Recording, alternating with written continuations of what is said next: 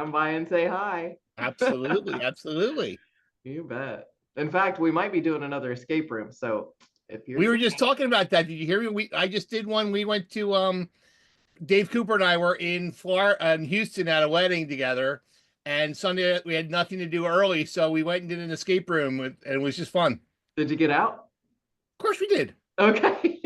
We beat I it mean, by you're like part of my 4 minutes. A team, so I would assume that you did, but We beat it by like 4 minutes or 5 minutes or something like Oh, that. So it was fun. hey, there you go. Well, my son's company created one, and they just launched it called Borderlands, based off the video game. Uh, they just launched it in Vegas, so that's the one we're gonna go do. So if you want to see some of my kids work, come on. You already have me on the list. I know you do. I do. You're one of the top three, baby. No, If anyone else wants to join and you'll be in Vegas, give me a shout. Yeah. So I wouldn't have the patience. I think I would turn the escape room into like a rage room after about 5 minutes if I couldn't figure it out. I'd just start You breaking. know, you might be surprised. It's having the right people in the right room. You got to try it. You got to try it with people who have a little bit of experience. You know what though? You can have the right people and the wrong people in the right room because it can show like where there's gaps. Sure. Like when I did, we did a couple of team building ones like that when I worked at another company, and it really showed where there was gaps in communications with certain people. Exactly. You got to be a team player. You got to be able to delegate and not do everything. You can't be everything to everybody. We actually had it was 4 of us, and then we had another couple with us, and it was a mother and her daughter. Her daughter was like 12, and she'd been to a lot of them, so she was really good. So we were kind of let her take the lead on certain things. But it was just kind of everybody had their plot, and there was one point where all 6 of us had to be doing something in conjunction to get it to work. So it really worked well. So they're fun. I mean, Eva, you're right. Team building is great. And Sherry, we did that one, and were we Georgia? Where were we? I think that really hard one. That was hard. That was a hard one. We got out. Was in Georgia. We got out. We did get out. I was actually wondering if we would, but we did. Oh, that was a tough one. That was probably one of the toughest ones. I think the best one I did was in Florida. I telling Jim we did one when we were in Orlando. There was one based on Greek mythology. Oh my gosh.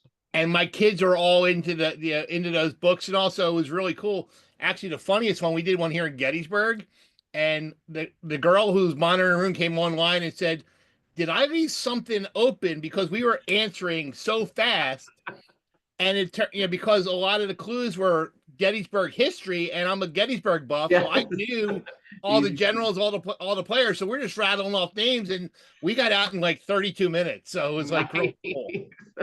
Actually, the scariest we'll tie a thing together. We'll tie in these escape rooms and self-storage, since we're here to talk about self-storage. We'll tie it together.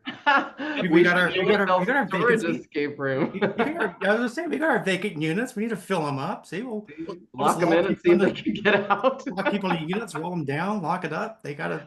Dude, it goes teamwork's the key, right? Okay. You got to have good marketing. You got to have a good website. You got to have a good call center. You got to have good people on the ground. And now it's all got to work together. I mean, it has to. I mean, I see the guys from Notify on here. They're working on their different walkthrough procedures to streamline that. And I see James from Monument. He's on here. Actually, I'll be in what next week? The week after? April 8th. Yeah, I'm coming down to see you guys for that. So it's kind of cool. But Jim, the one thing I wanted to bring up this week that really kind of struck me, again, doing the consulting all over the place. I just worked with a client, and I just ran because they have a call center, right?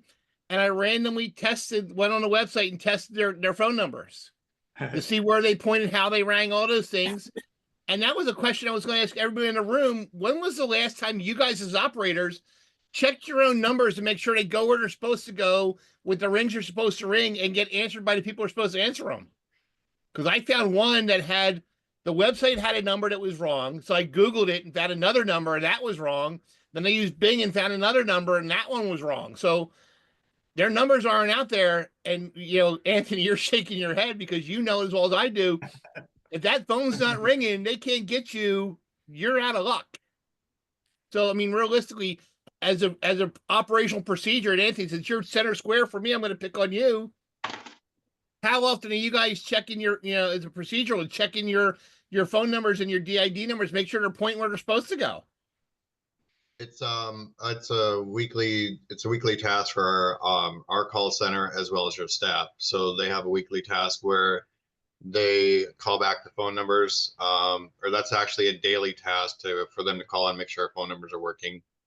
And a weekly task for every single staff member is to go in and look at our website and click through our website to make sure everything is processing through, everything looks right, our specials, our pricing. If there's anything off, then they're supposed to report back to me, because I can't check that. Like you and I, or everybody on the same pages on operations, can't check that on. We're on the bigger picture of making sure everything's running smoothly. Let me know if there's an issue, and then I can correct it. How many links are broken? How many times you click on a link and you get a 404 error page? It's like, oh crap. It's just crazy. But I mean, these things that we got to do. And I was talking to a client this week, and we were looking at their Google Business Profile page. Eva, you'll love this. I pulled up their page, and it had one picture that was like 20 years old. And the hours were there, and they had some reviews. All the reviews were 4 years old. They had a 4-point star rating, but old reviews, no responses. I mean, we talked about it. Look, guys, and I showed mine side by side, right? With products and descriptions and services and questions and answers, all those things. Like, guys, this is free. But how many times are we actually, as operators or even managers, Olivia, I'm going to pick on Hot Mess Express. Olivia, how often are you checking your pages and phone numbers as a manager? I do. That's not a fair question, because I do it quite often. And I've noticed that we have, at least to date, I've counted 4 different phone numbers that I've never seen in my life, including the newest card that we got has a number that I've never seen, but they all work and they all come to this office. But when people are like, well, I tried to call this number, I'm like, I'm sorry, I don't recognize that number, but they're still getting through to me. So I don't know. Yeah. Well, they're call tracking numbers. So they're creating correct. call tracking numbers for business cards or website pages, so they're all working. That's why I tell my people all the time, when write down what number they're calling from and make sure we know. You'll find one occasionally that I've seen it where Yelp puts out a number, or this one puts out a number, and you got to make sure that you have to make sure you understand where they're going and how they're pointing. But call tracking numbers are critical in our business. Eva, you know this, that when we spend the money to advertise or do something, a call tracking number or a link on the website that certain URLs go certain ways. I mean, we just rolled out a product right now. We're working with a company called Instabox, that they will ship boxes right to your door within 2 to 3 days. So Amazon? So I No, have they like have a little bit. Oh, sorry. Go ahead. Sorry. I was just going to say, to touch base just before you guys get into this new side of it, you're still talking about citations. I have like a 50-50 on this. I have a love-hate relationship with anything that's like the overlay of your social. Your like anything that's on social, like your Yelp, your Yahoo, your Bing, your any of those like citations should be the same phone number that's listed on your website. That's called your NAP, which is your NAP, your name, address, phone number, and it should be consistent across all of those directories. And your channel should be driven through your URLs. So you should have UTMs for each one of those. So that's how I 50-50 that, because I do like dynamic tracking numbers, but I like them to only overlay on your website. Good point. Now, Eva, here's a question for you. What I've seen a lot is, because I'm constantly going to my website, because we use DID numbers going right to the call center in where the hell are they, in Phoenix, right? A lot of times, because I've been on my page so much, the masking number, or the masking one we have is showing the DID number itself, so it's a 602 number. And because the websites are telling me, because I've been on that page so many times, it's not displaying the DID number to me. So there's a lot of things you got to watch on that. What's your thoughts on that? That's going to be, unfortunately, there's like a little bit of like user and then like the way that it's set up on the back end. So like you want to follow a user around and understand where they're at for about 30 days, but also at the same time, you want to be able to flip that DID on them. But that's going to be setting. So I usually set it around like 15 to 20 days as a follow cookie instead of the full 30 days. So that if at the beginning of the month, they're searching for us, and at the end of the month, they're searching for us. It allows for the DIDs to then republish on that second search. So we understand where they found us the second time and the first time. kind of how I do it. Another good point to that is making sure that people aren't saving your call tracking numbers as their number on their phone when they're calling to make a payment or something like that, because that's going to skew your counts as well. Yeah. I always tell my people, send a message or try to send a text message with your actual phone number in it that they can click on, and then they'll usually tend to save that one over the one that they called initially. Well, that's one thing we've done. We use SMS Resources, Gene Clemens. And Jim, I don't know if you've ever met Gene Clemens. I actually got to meet Gene in Orlando. I've talked to him for 15 years. I've never met him in person, but he was in Orlando. So I met him and his wife, a very, very nice couple. And we sat down, and the importance of using your number, because a lot of companies that are using Twilio and other texting programs are using those random numbers. And I took the time and the effort to have Gene work with our phone provider to make sure that the numbers being texted out is actually our number.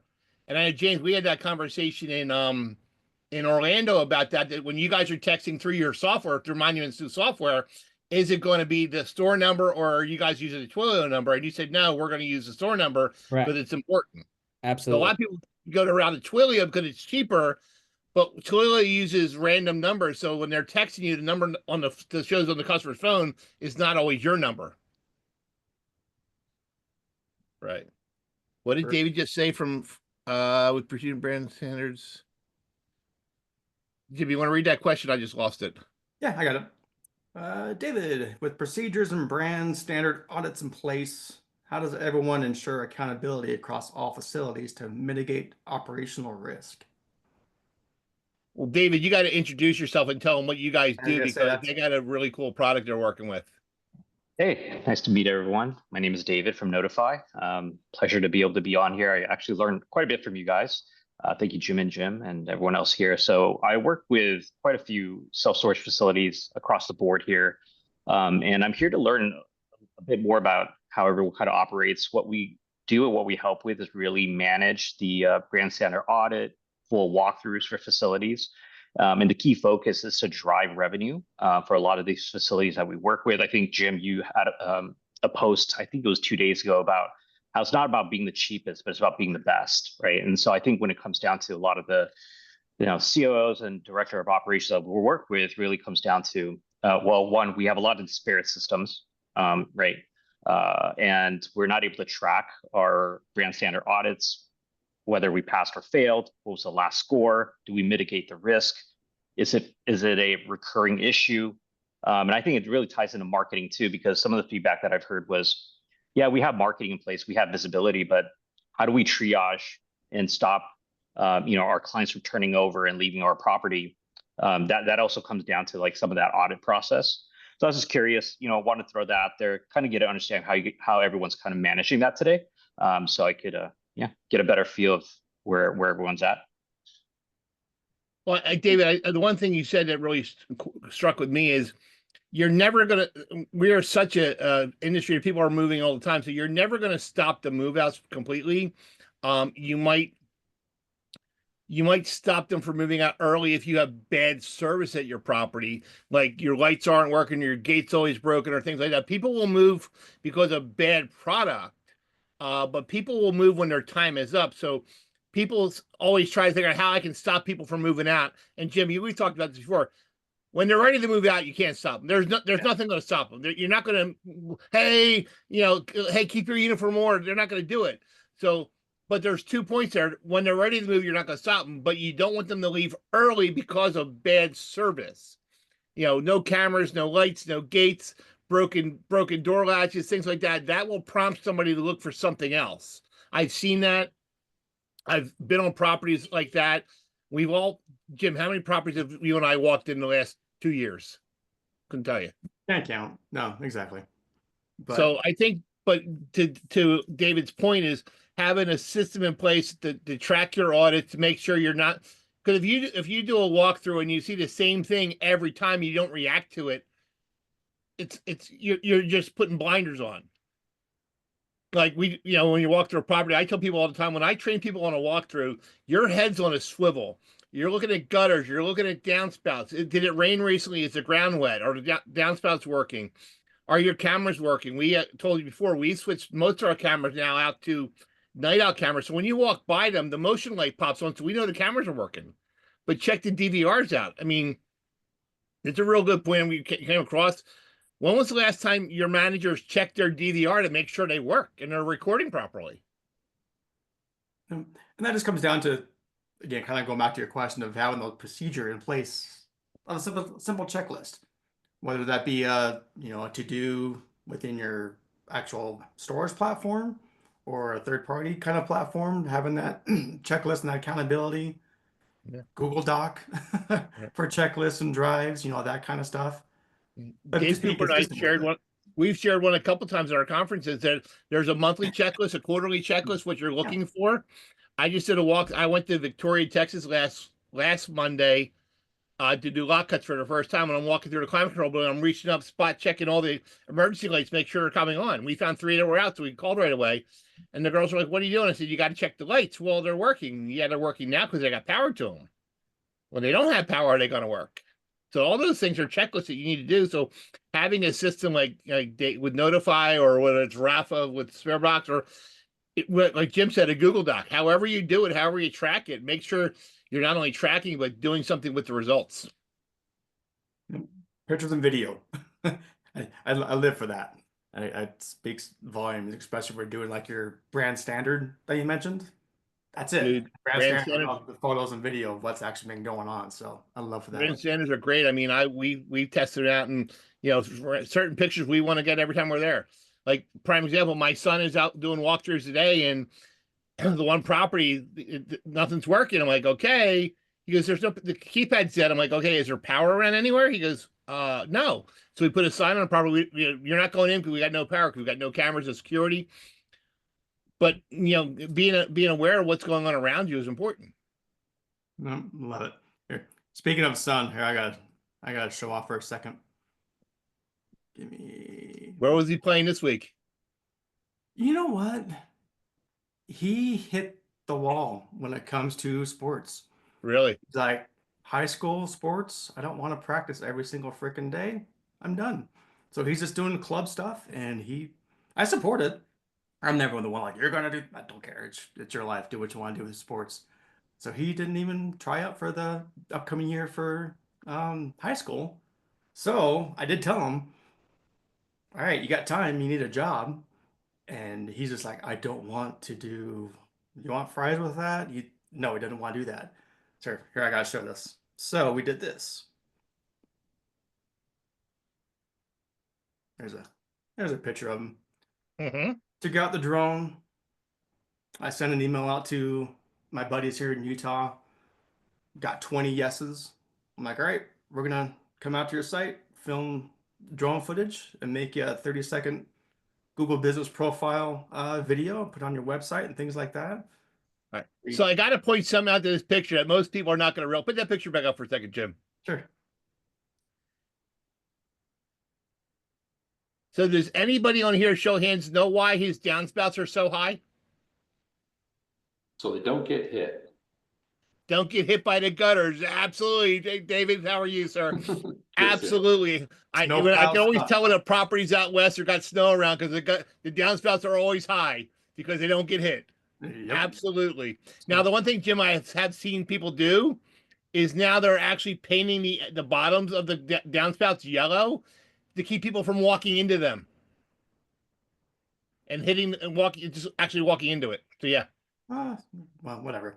Gotta look. All right, so here's 30 seconds. He just put this together last night. Looking for storage that's safe, simple, and close to home? At Grandpa's Attic, we offer convenient drive-up access, making loading and unloading a breeze. With our secure gated entry, your belongings stay protected around the clock. And because we're locally owned and operated, you'll always get the personal service you deserve. Choose Grandpa's Attic, storage you can trust, from people who care. So kind of a cool little side business for a 16-year-old. Very cool. Yeah, he's loving it. So, hey, well, I got this up. Speaking of, let's do a quick little show and tell. You're talking about Google Business Profile and stuff earlier with the products specifically. Did this yesterday for some sites. Me and AI, so got to keep up on this kind of stuff. I saw the ones earlier you posted with the boxes in them. Yeah, I mean, you can do all sorts of stuff, but specifically for Google Business Profiles, if you haven't done this yet already, here, do this afternoon. On your profile, if you look at products, you go to edit products here. Many times I see people don't have anything listed at all. So the whole thing is you're trying to mirror your website and Google Business Profiles, okay? Mm-hmm. And so yeah, here's your images. You just hit like, add product. Then you have to have an image. And of course, self-storage, 10 by 10, all that kind of BS. But you got to have an image there. And a lot of people kind of struggle on what they're putting in as images. Sometimes you can screenshot your size estimator on your website, or some people actually go and take a picture, whatever. But anyway, I just did this. Actually did this part just before we jumped on, just to kind of show everybody the way it works. ChatGPT just came out with a new image generator that's pretty kick-ass. This is all I did. I just said, create a 3D image of a 10 by 20 storage unit so potential renters can get an idea of how big the unit is.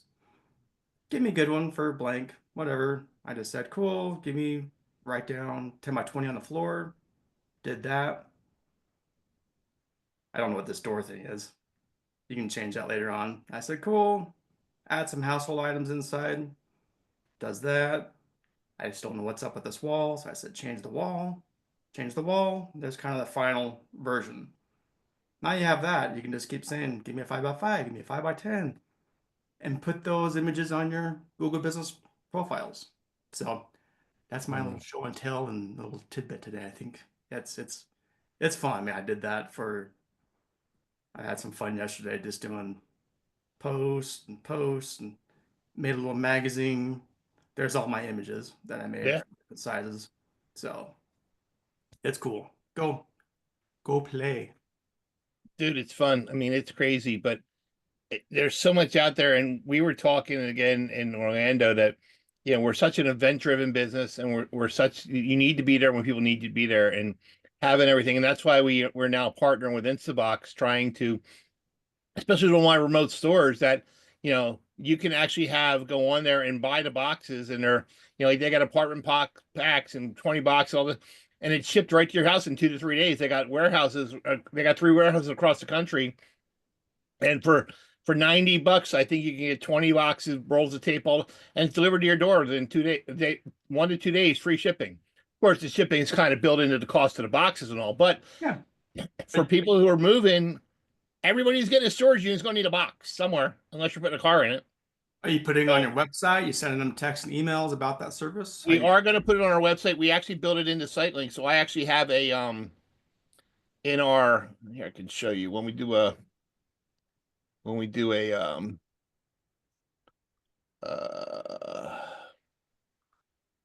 second here.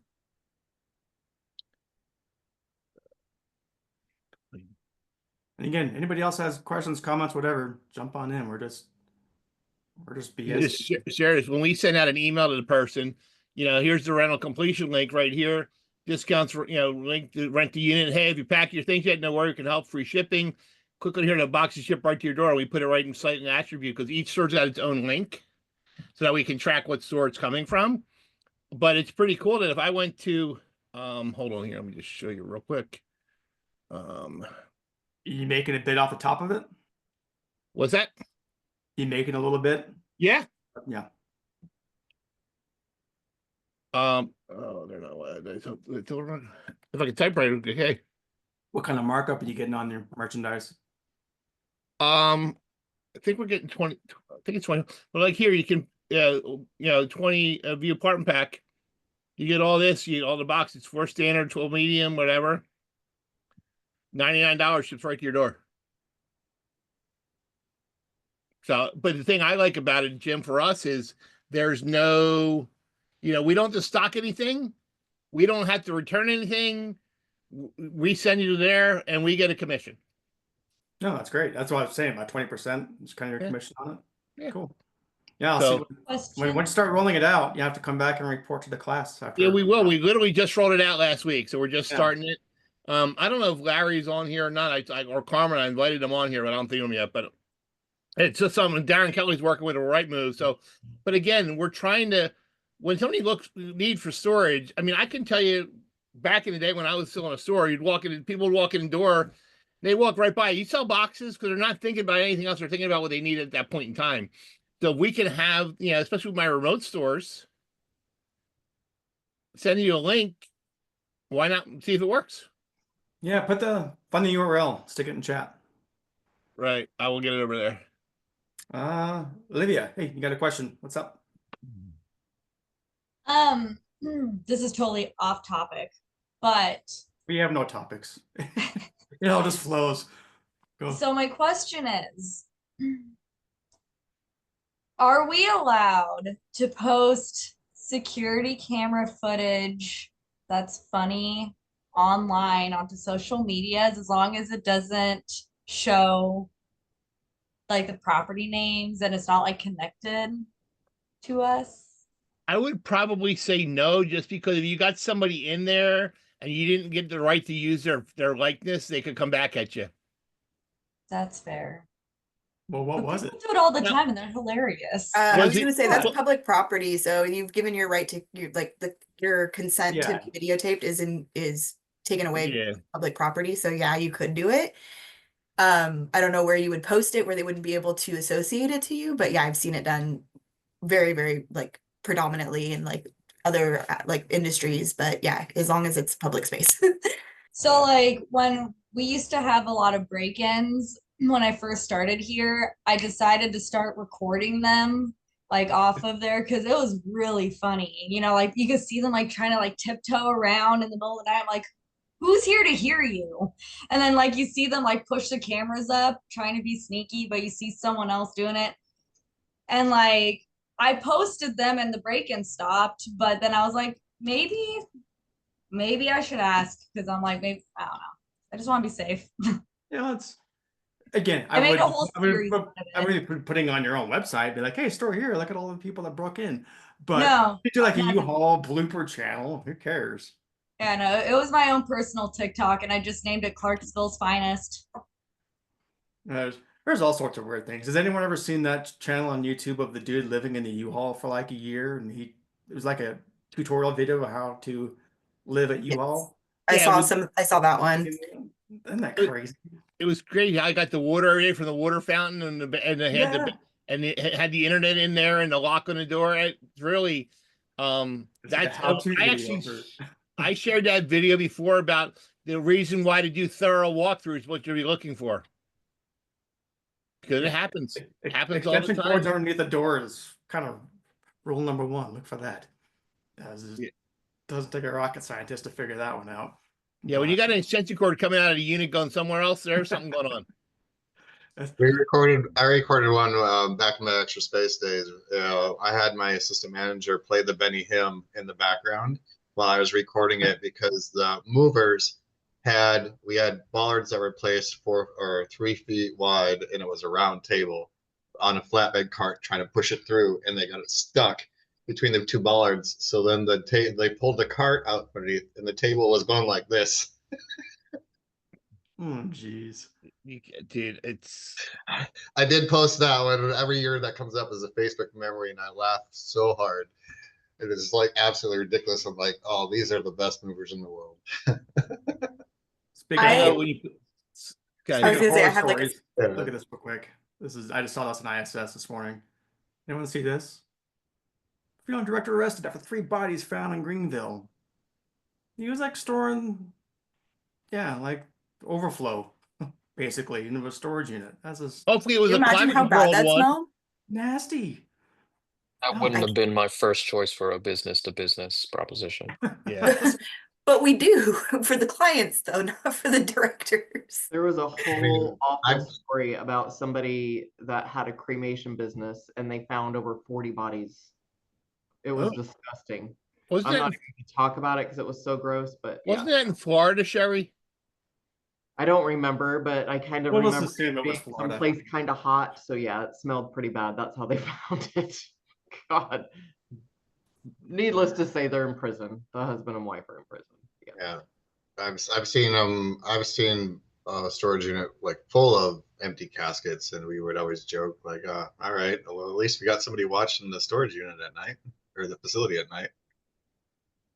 I'm sorry, I missed this earlier. Dave Kempa, David, we had a question or- about some best practices and success strategies for hiring and training. You Yeah, still you on? mind if I chat a little bit? No, Yeah, there Oh, you are. I wanna hear this. This is what I'm going through.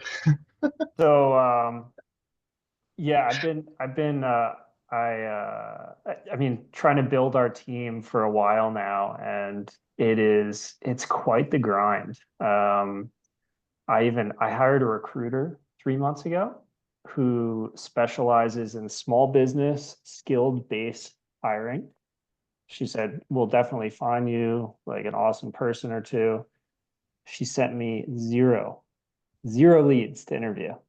What are you trying to fill, like specifically? Is it Um, mainly self-storage, like an assistant manager type role.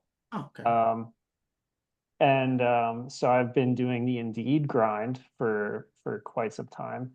Been on there probably like a year. I found one great guy so far.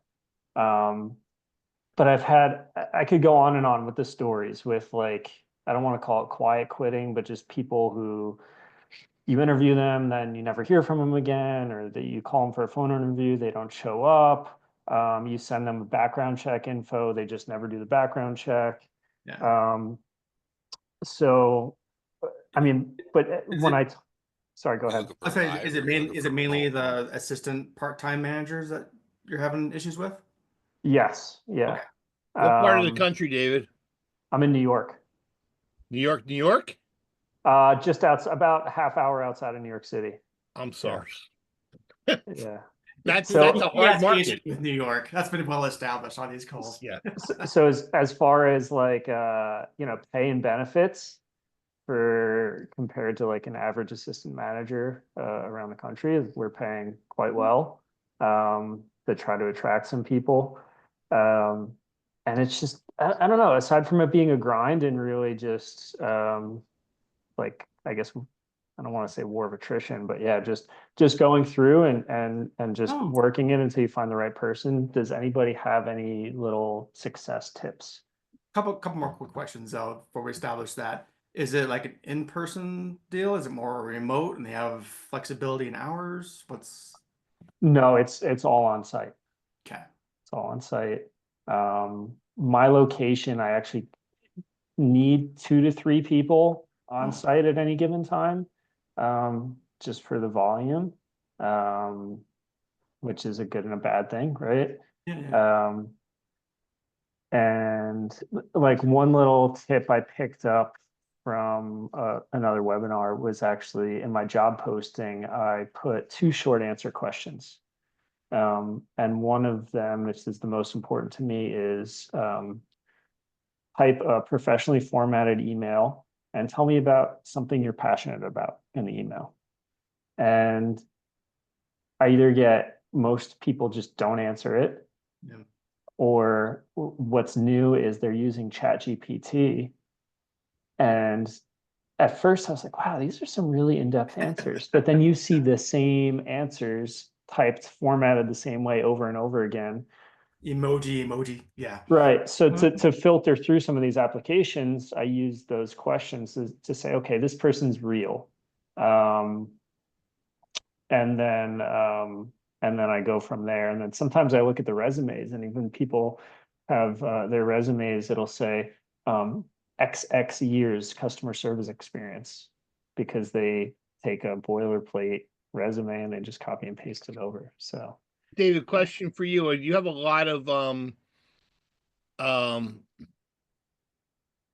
retail stuff around you, because one of the things I found success with in certain markets, I'll actually just go out with a handful of business card in my pocket, and I'll hit some restaurants, I'll hit some hotels, I'll hit some like a Best Buy or a Verizon store or an AT&T store, and just kind of I'm shopping and just kind of see what kind of people are in there.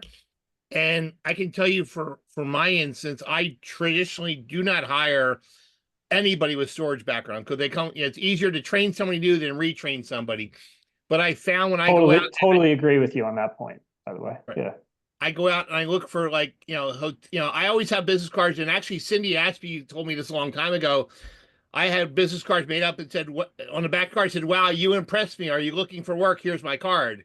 And give that to certain people, or they might know somebody else in their market might be looking. So the Indeed one, again, with Indeed, you shove a lot to get a little bit. I mean, I've had some success with Indeed.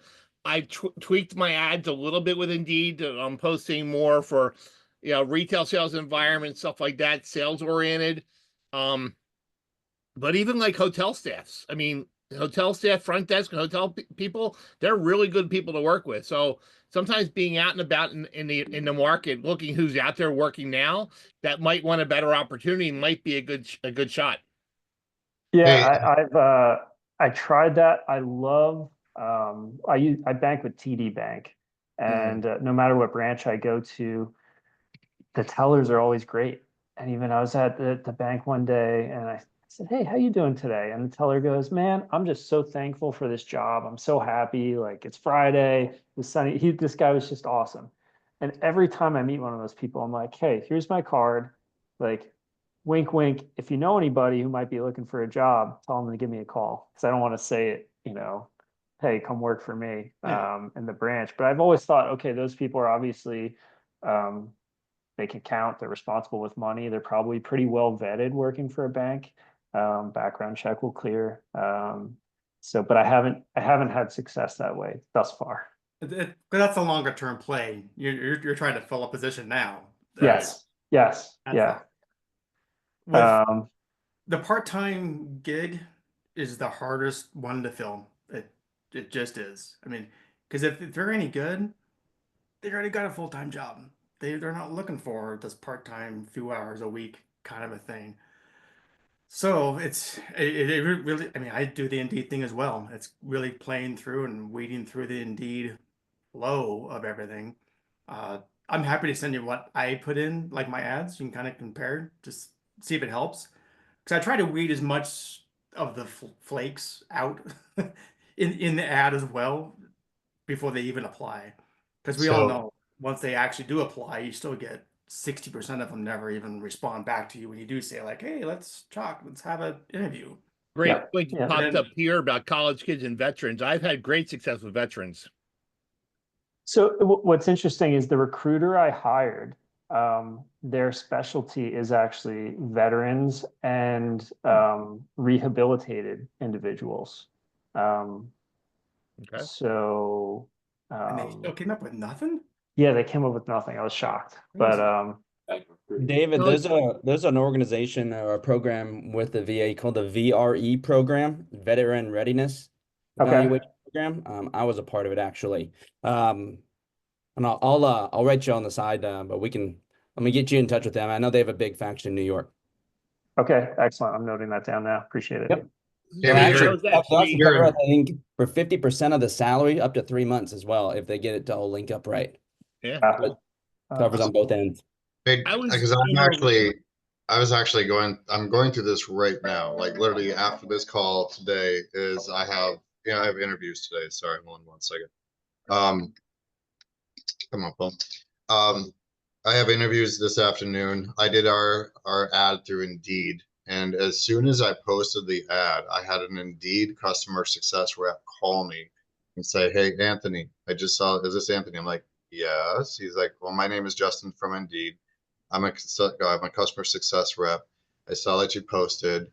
Do you have a few moments? I'd love to go through with your ad. I'd love if you get a few moments to learn about the position and then overview with your ad so that I can make sure that you get the most candidates, the most correct candidates and the most candidates that apply that you're looking for. So you don't waste your advertising dollar monies because everybody who clicks on it costs you money." I was blown away. I was absolutely blown away that that phone call came in, and I spent the 20 minutes with him explaining what the job is. He's like, "Okay, well, let's change it to part-time." All these, and he suggested all these changes. He goes, "These should help you get better quality candidates because otherwise you're going to get a flood of people without those qualifications." So if you do post on Indeed, just a clue, reach out, see if you can get some customer success representative or anything else like that. And then David, I'll put my email address in the chat too. If you send me an email, I'll copy and paste and send it the exact posting I got. And it was suggested too, if you have like a state organization or like say South Carolina helps, you know, job market, the state one, they're also connected, yes, with the veterans as well. So appreciate that. Thank you. Yeah. Hey, that actually works. Community, awesome, perfect. What happened to David Decker? I know David had his hand up for a while, but is he still here? You know, you guys are just talking about so many other things. David, I'll share one little tip that I learned recently. I love to put in my application, I'm sorry, on my job postings, things that I don't want to hire. I'd love to screen out the people that aren't serious. I'm like this is a hard job. This is just for the good people that really want to crank their career up. So if you're not willing to work hard, don't apply. And I'm amazed that I'm actually getting good candidates, because those that are like just looking to apply for jobs for a $5 an hour job, or, you know, just want to punch a clock, they don't apply. Anyway, so just a tip. I wanted to ask the question of the group, if they're seeing a shift in where customers are coming from, meaning phone, mobile, chat, walk-in, and if they're seeing a shift, like less people calling, more people chatting, more people walking in versus not. I just don't know if, I'd love to hear what other people's thoughts are in different markets.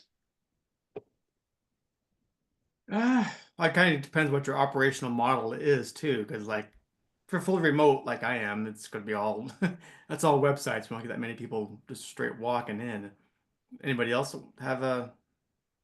So mine's kind of situational based off of the platform that you're on. So like if you're on a platform that's not as good with your rentals and reservations, I've seen that people are kind of just picking up the phone and making phone calls to create leads.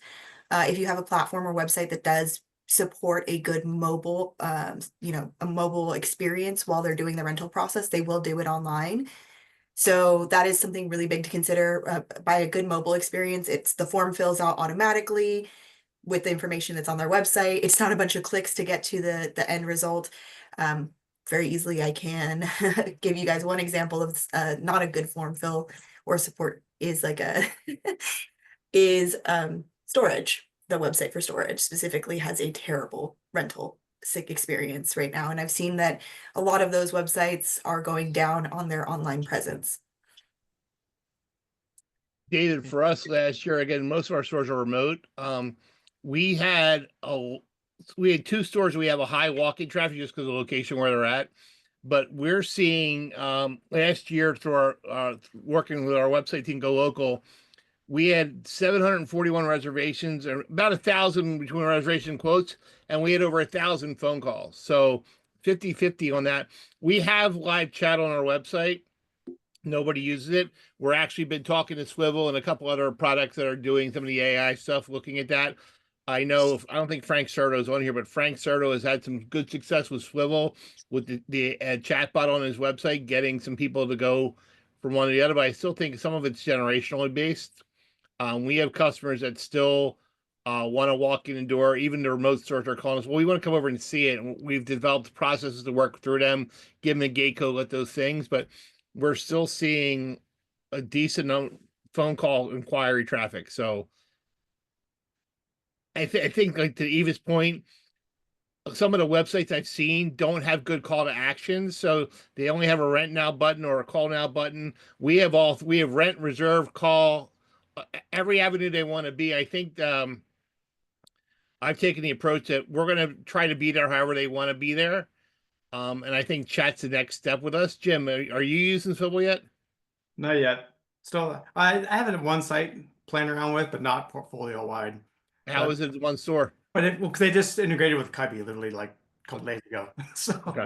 that's why. That's mainly my reason why. But everyone I've talked to has said it's awesome. They love it. I'm surprised they're not on here. But yeah, but it's everyone I've talked to that's used the Swivel product, you know, it's definitely an ROI because they stick with it for sure. I was talking to somebody last week in Orlando that's coming out with a phone version of AI that you can call the number and it'll pick up, and it's actually pretty slick that it will walk you through as you're on the phone instead of being chat wise. You're calling, it'll actually do the same thing over the phone, and it sounded more realistic than I've seen in the past. So some of them sounded really robotic. So I want to know who's that. It's kind of right now being developed, so it's kind of quiet, but I got a sneak peek at it, so I told him I wouldn't say anything yet, but it's coming. But I think it's going to be very interesting part of the process. No, and that's the next evolution of it for sure. I mean, just talk to Guy right there. He's been in the knee deep in this stuff for a long time. So that's definitely the next wave that's coming is the voice agents for sure. So David Decker, what are you seeing? You asked the question, what are you seeing on your end? It's interesting. We have in different organizations that I've been with, I'm still surprised that we get as much phone traffic today as we do 10 years ago. It's actually kind of crazy. And I've actually been debating whether I want to beef up my call center activity just for that purpose. And yeah, I'm just surprised by how many people still contact us. But there is definitely a segment of our customers that only want a chat message. They don't want to be called. They're not going to pick up the phone ever. So yeah, we're actually partnering with a developer that's doing automatic AI chat response. So if someone puts a lead in on the website, it automatically chats back with them. Hey, we saw that you were interested. What can we do for you? And it just is empathetic and it's AI driven. It's pretty cool. But I still think that's just a segment. I don't know. I haven't. That's why I'm asking the question. It's all over the board. No, we still have the dedicated DID number going to our call center from our website, so we can track the calls come from the website, which I think is important versus going to the store directly because you're going to lose it. So having a good partnership with your call center is definitely valuable.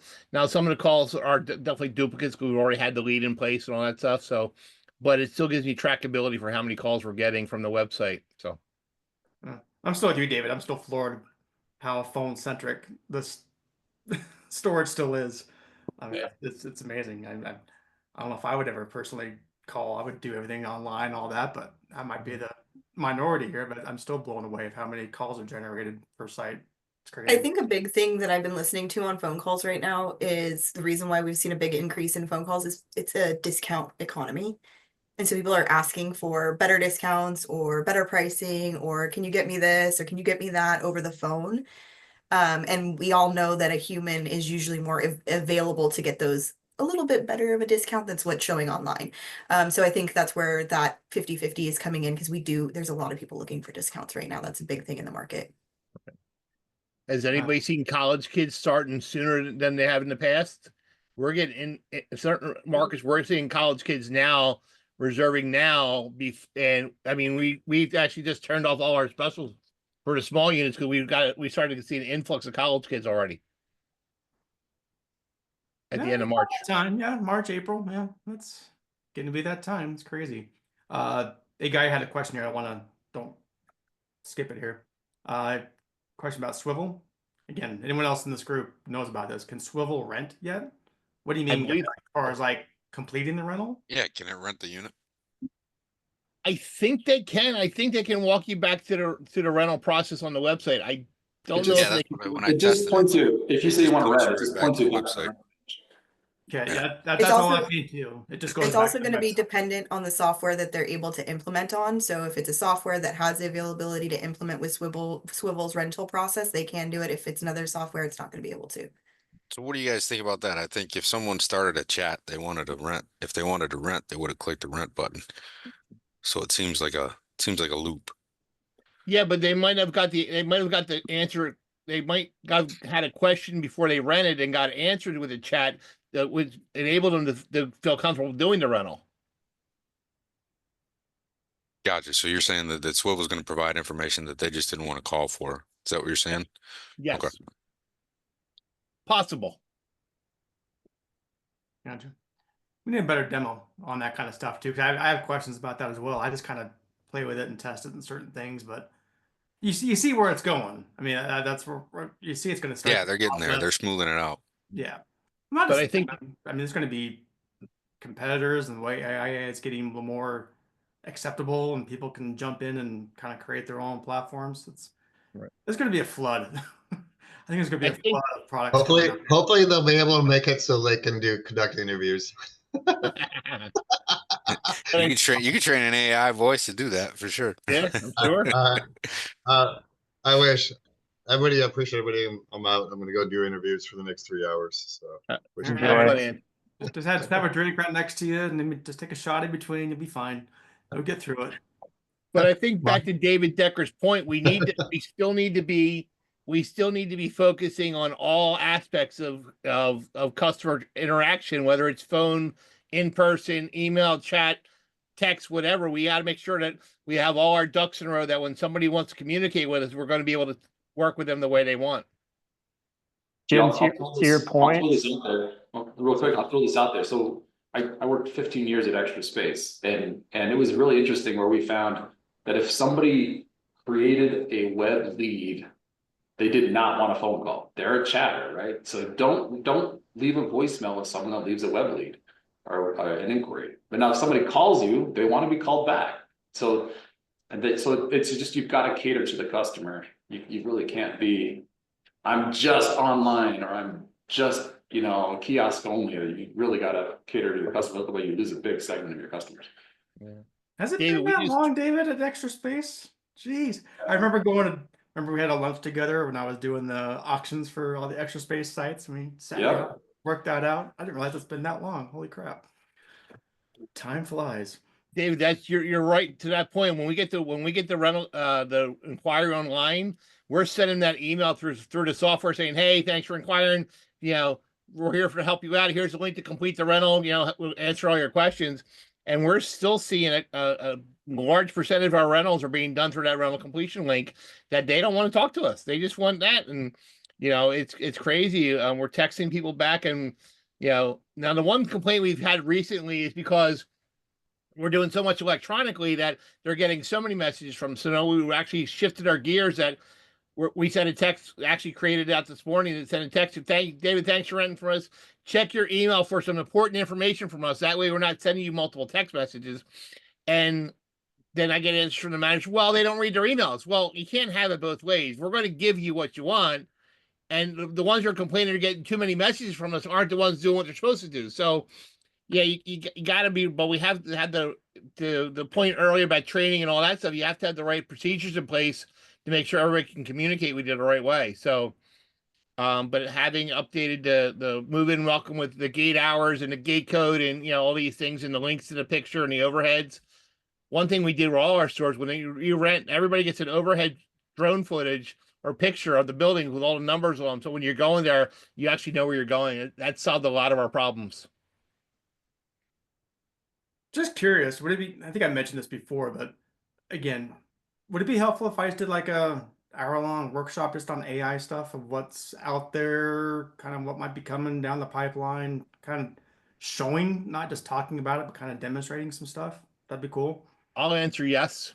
Yeah, I'll put something together like that.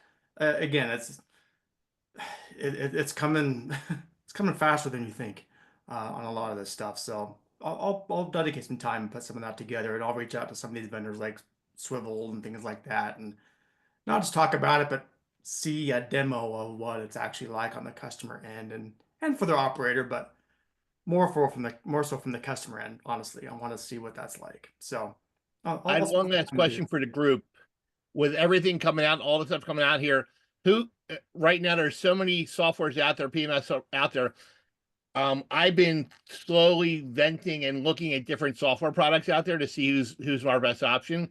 Has anybody come up with a new software that's going to wow us or see something that's coming? I mean, you got so many out there. You got Pen and Ink, and you got Hummingbird, and you got Cubby, and you got Storage Commander, and now you got Monument out here. I see James going for Monument, and of course you got StoreEdge and SiteLink, and everybody seems to love to hate StoreEdge. I mean, I know Jim, you're a fan of it, but I'm not. So there's so much lacking in that, and then you got product. I left, so I can't be that much big of a fan of it. Well, yeah, but I mean, so what are you seeing? I mean, you just with the Cubby, what are you seeing there? I mean, I'm looking for. I still think. And people cringe when I say this, that right now, hands down, SiteLink still as one of the most powerful PMSs out there. Yep. So I'm looking for something that's going to rival that. I know the next one's not going to have everything I want up front, but I got to find something because they're just slow in their enhancements, slow in their updates, slow in their product. Has anybody done some good investigation in other PMSs out there that you think is going to be wowing us? I've got an opinion on that. Go ahead. I'll jump in there. So I've integrated personally with all the APIs that you just mentioned. So SiteLink, StoreEdge, Cubby. I've seen all the backends. So far, by far, Cubbies is the easiest one to integrate with. And the reason I say that is because some of the automations that you have in SiteLink can be done with Cubby. You just have to ask them. Like they're pretty flexible. So I think I'm kind of with Jim. They started out slow, now they're coming along. But if you look at the different API endpoints that they have, I think pretty soon, I think within a year, you'll be able to do pretty much anything you can with SiteLink with Cubby if you can program. One of my biggest problems with storage, and everyone pushes that one, but the meat on the bone there is not there. Some of the tracking capabilities, some of the S-source codes, some of the things that I do in SiteLink on a daily basis, you can't do somewhere else because they don't have the technology is not there. They're not having the input behind it. So, like prime example, S-source code, when things go, I want to know where they're coming from so I can follow cradle to grave. You can't do that in some of the features in storage and some of the other ones. You just can't do that. Yep. So I'm really, looking forward to it. Like I said, I got a meeting with Monument coming up. I got a call with Storage Commander coming up. I've talked to Bruce Heverly multiple times at Tenant Inc. Everybody's, dangling, it's trade show season. They're all dangling out in front of you. I'm just curious who else is seeing what. And that's why I love this channel so much. We can compare notes and share things and just give honest feedback. It'll be fun. So the trade show, I'm always doing like vendor, demos and things like that to see what's going on. And all I can say is competition's a good thing. The more that we're coming into this and all that, they're all starting to level up on what's available. And to your point, the bigger companies are a little bit slower. The nimble guys they're quick. Well, James, you're on here for Monument. I'm going to throw you on the spot. What sets you apart from the rest? So totally open API, 100% agnostic. So if you want to bundle your group, come on, that's both ways on our open API. So we're willing to play ball with the entire industry. We all get together. Someone mentioned trade show season. We all get together under those roofs and everyone gets along, has great times at the mixers. We feel that software should do the same thing. So if you had one thing that set Monument apart, what do you think it is? You can manage your entire portfolio from a single screen. And that is actions, that's KPIs, integrations, everything is all right in front of you. And you can open up as many cards as you want for your upper management, and you can fine tune it all the way down to the facility side on what you want them to see. Tell you, Jan, I'm looking forward to my visit. You guys, I'm looking forward to kicking and playing and testing it. So I'm hoping, we'll have some good product coming out there. So yeah, it's been a long 2 years, but we raised $12 million and we've kept it under wraps for a long time. So really looking forward to going live this summer. That's amazing. Great. Do you do demos right now? Yes, ma'am, we do. Okay. Are we signing up for one? James, awesome. drop your contact in the chat. That way anybody wants to get a hold of you, they can. Yes, sir. Yep. Put it in chat. You got 1 minute because then we're wrapping up. I know we're wrapping up. Maybe But my I wanted to everyone's circle time. back. Yeah, I'd like to see that too. Yeah, go ahead. Back to David's question quick. Does anyone see, typically at my location, we have like, your typical annual and monthly cycles. But as far as, he's saying is anything shifting in one direction or the other. Sometimes I think it is. Sometimes we're only getting web leads. And then all of a sudden one day it's like everybody calls each other and everybody walks in. And it, maybe for the past month, we've had all very price sensitive customers. And then in one day, all of a sudden people are walking in and they want storage. They want it now. They don't care how much it costs. And it's obviously we, try to take advantage of those opportunities, but I haven't been able to predict those oddball days or weeks so far. If you find that crystal ball, dude, let me know because I'll look for it. Yeah. Those are the days we need all hands on deck. So it's just, how do I predict it? All right, guys. Well, we're at the top of the hour, and I know we all got things to run to because I got another call coming up. But yep. Thank you all for joining us every other week, and keep spreading the word. Take care. Thank you. See you guys in 2 weeks. weeks. Everyone. Thank you. All right. Take care.